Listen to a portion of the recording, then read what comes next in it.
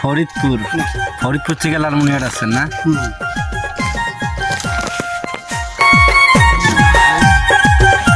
এনে আঙ্গুরের গাছ নাকি এইসব?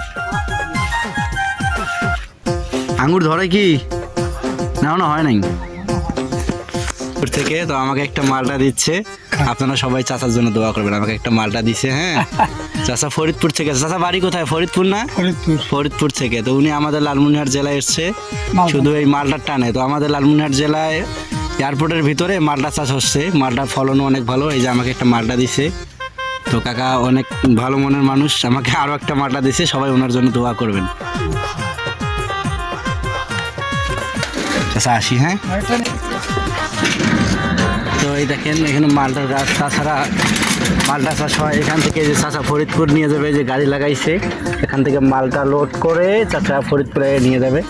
তো গাইস আপনারা দেখতেই পাচ্ছেন এখানে কত বড় একটা মালটা বাগান।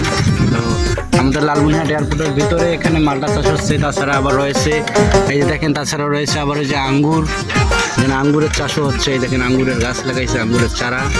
তো অনেকে হয়তো জানেন না যে আমাদের লালমনিরহাট কত উন্নত। এই দেখেন কত বড় বড় মালটা হয়েছে। হ্যাঁ, এখানে মালটা চাষ হচ্ছে লালমনিরহাটে। আপনাদেরকে সবাইকে দাওয়াত দিলাম আমাদের লালমনিরহাট জেলার মালটা বাগান ঘুরে। এয়ারপোর্টের ভিতরে যে মালটা বাগান আছে আইসে ঘুরে যায়। হ্যাঁ, আপনারা দেখতেই পাচ্ছেন এখানে অনেক বড় বড় মালটা। এই দেখেন মালটা চাষ হচ্ছে। এই যে দেখেন মালটা হচ্ছে।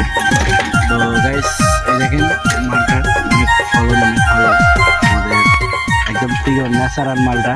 হ্যাঁ, তো দেখতেই পাচ্ছেন অনেক সুন্দর সুন্দর মালটা। তাছাড়া মালটা অনেক সুন্দর। এই যে মালটা দেখতে পাচ্ছেন।